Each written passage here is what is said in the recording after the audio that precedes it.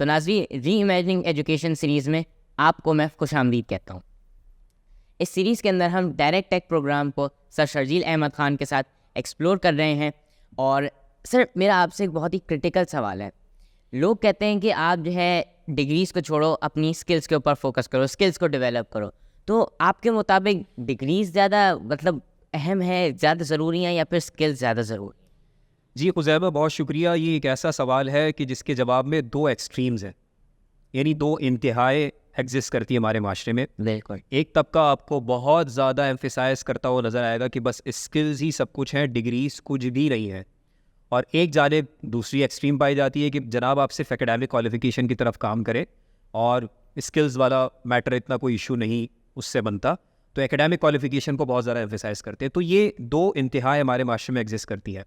अच्छा, यहाँ पर ना हमें चीज़ों को बैलेंस करने की ज़रूरत है। सबसे पहले हम ये देख लेते हैं कि एकेडमिक क्वालिफिकेशन ज़रूरी क्यों है। देखिए, एकेडमिक क्वालिफिकेशन एक पूरा फॉर्मल लर्निंग प्रोसेस है। एक बाकायदा निज़ाम के तहत आप एक ख़ास वक्त एक ख़ास डिग्री के लिए लगाते हैं, गुजारते हैं। तमाम मज़ामीन को जो उस ख़ास एकेडमिक डिग्री के लिए रिक्वायर्ड है उसको आप पढ़ते हैं, सीखते हैं, और इससे रिज़ल्ट ये निकलता है कि आप के साथ क्रेडिबिलिटी अटैच हो जाती है।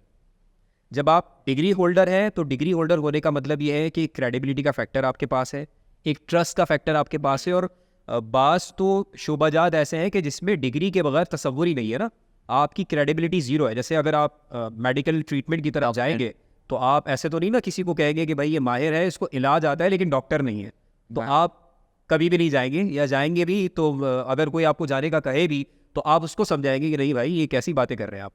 तो मेडिसिन का प्रोफेशन हो, मेडिकल साइंस की बात की जाए या इंजीनियरिंग की बात की जाए, दीगर बहुत सारे शोबाजात ऐसे हैं कि जहाँ एकेडमिक क्वालिफिकेशन के बगैर तसव्वुर ही महाल है कि वो सर्विस लोग आपसे लें, तो उसके बगैर तो वो प्रोफेशंस ही एग्जिस्ट नहीं करते। अच्छा, तो एक फैक्टर ये हमारे सामने आ गया कि एकेडमिक क्वालिफिकेशन आपको क्रेडिबिलिटी देती है, आपके ऊपर ट्रस्ट पैदा होता है। इसके साथ एक और इम्पॉर्टेंट चीज़ ये है कि देखिए, एकेडमिक क्वालिफिकेशन से थ्योरेटिकल नॉलेज आपके पास आती है। जब आप बात करते हैं ना इल्म की, नॉलेज की, तो इल्म की बात की जाए, नॉलेज की बात की जाए, तो फिर महारत ही सिर्फ अकेला या तन्हे ताना महारत का फैक्टर ही काफ़ी नहीं होता। थ्योरेटिकल नॉलेज बड़ी इंपॉर्टेंट होती है हर फील्ड के अंदर, और हर मजमून के अंदर थ्योरी की बड़ी ज़्यादा वैल्यू है, इंपॉर्टेंस है, और उसके बगैर आप आगे भी नहीं बढ़ सकते। थ्योरेटिकल नॉलेज से ही आपको दुनिया को मुख्तलिफ निगाह से देखने का लेंस मिलता है, और ये थ्योरेटिकल नॉलेज आपकी डेवलप होती है एकेडमिक क्वालिफिकेशन के अंदर। अब यहाँ पर मसला ये है कि ये जो सवाल पैदा हुआ ना, ये जो एक डिबेट आई कि स्किल्स की तरफ जाएं या डिग्रीज की तरफ, ये डिबेट के पीछे एक मिसअंडरस्टैंडिंग है। मिसअंडरस्टैंडिंग ये है कि लोगों ने एकेडमिक क्वालिफिकेशन के माना और मफहूम को समझा नहीं। मैं आपको मिसाल से समझाता हूँ। इंग्लिश एक सब्जेक्ट है, आपकी एकेडमिक क्वालिफिकेशन का हिस्सा है। जब आप इंग्लिश का मजमून उठाते हैं और उसका ख़ास तौर पे निसाब उठाते हैं ना, तो इंग्लिश की अगर आप देखें तो ब्रॉडर अगर आप क्लासिफिकेशन करें 4 स्किल्स की, यानी कि reading, writing, listening and speaking, तो अंग्रेज़ी का जो निसाब होगा ना, जो करिकुलम होगा, उसमें वर्टिकल अलाइनमेंट की सूरत में और हॉरिजॉन्टल अलाइनमेंट की सूरत में बता दिया जाता है कि उम्र के किस हिस्से में आपके पास स्पीकिंग में, लिसनिंग में, रीडिंग में, राइटिंग में क्या कम्पिटेंसी पैदा होनी चाहिए। तो ये तमाम मज़ामीन ख़ुद कोई ख़ास सलाहियत और महारत पैदा करने के दावेदार हैं।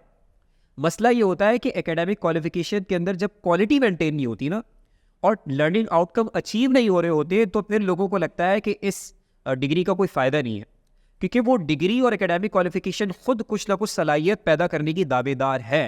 यानी कि ये जो सवाल पैदा हुआ ना कि डिग्री या स्किल्स, तो इसलिए भी हुआ कि डिग्री के अंदर जो पूरा प्रोसेस था वो ठीक से पूरा नहीं किया जा रहा था। यानी बच्चे ने इंग्लिश भी पढ़ी है, साइंस भी पढ़ी है, मैथ्स भी पढ़ी है, लेकिन इंग्लिश की जो रिक्वायर्ड कम्पिटेंसीज है वो बच्चे में नज़र नहीं आई।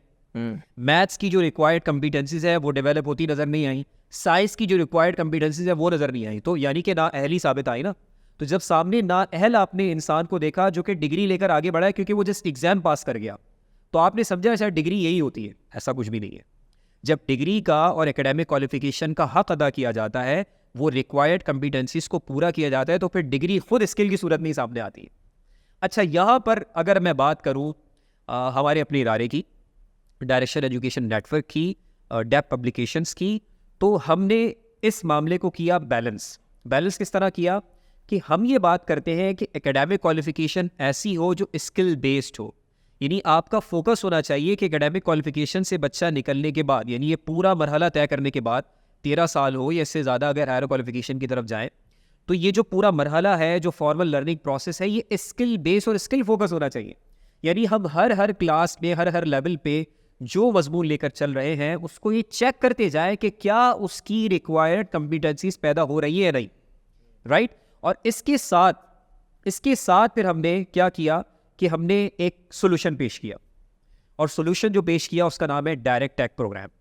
तो डायरेक्ट टैग प्रोग्राम एक ऐसा सोल्यूशन है जो किसी एक स्कूल तक महदूद नहीं है, किसी भी स्कूल में इसको इम्प्लीमेंट किया जा सकता है, और ये स्किल फोकस जो अप्रोच है ना उसकी रिक्वायरमेंट को पूरा करता है, जो वो कॉम्पिटेंट भी बिल्कुल बच्चों को कॉम्पिटेंट बनाने के लिए। और कॉम्पिटेंसीज भी वो जो 21वीं सदी की रिक्वायरमेंट्स है, जो टेक्नोलॉजी का रेवोल्यूशन आ रहा है उसके लिए बच्चा प्रिपेयर हो रहा है, आर्टिफिशियल इंटेलिजेंस बच्चा सीख रहा है, और साथ में जो इसके अलावा डोमेन है, बिजनेस की डोमेन्स हो या for example core hard core अब बात करें या कोर टेक्नोलॉजी की डोमेन हो, उन तमाम के अंदर उसकी कॉम्पिटेंसीज डेवलप हो रही है। यानी कि एक स्कूल फ़र्ज़ करें कि जो एकेडमिक क्वालिफिकेशन वो लेकर चल रहा है वहाँ पर वो अपना मयार देने में नाकाम भी रहा, तो डायरेक्ट टैग प्रोग्राम जब इम्प्लीमेंट होगा वहाँ पर, तो वो कॉम्पिटेंसीज के ज़रिए से कॉम्प्लीमेंट करेगा हमारा प्रोग्राम।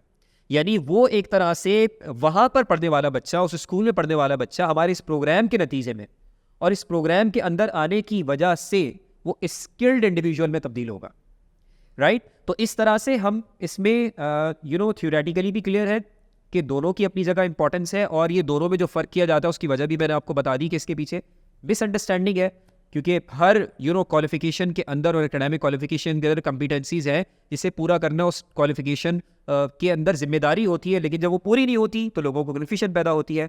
और आखिरी बात यह है कि हमने फिर प्रोग्राम आपके सामने प्रेजेंट कर दिया है, और उस प्रोग्राम का ही काम यह है कि वो स्किल्स को डेवलप करेगा, वो स्किल्स जो इस वक्त में रिक्वायर है 21st सेंचुरी में।